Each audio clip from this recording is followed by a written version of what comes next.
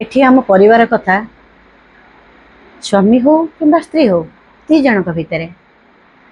जदि स्त्री टी सतवंत अच्छी तार स्वामी सब मिछ कही चली जदि स्त्री ताको मिछरे मुंड हलाऊँच ताहले स्वामी ताको सब भल पाऊँ आ जदि ता स्त्री ताको सब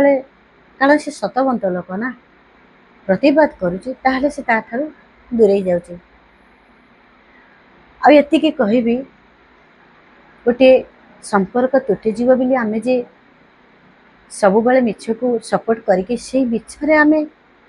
परिचालित हबा ना आमे सबुदिन भगवान पठरे दोषी हो जावा। आमे जिते बड़े सत्य कहूतिबा ना जो स्वामी कि जो स्त्री जहाँ पाई आपे आपण भाभी मिछ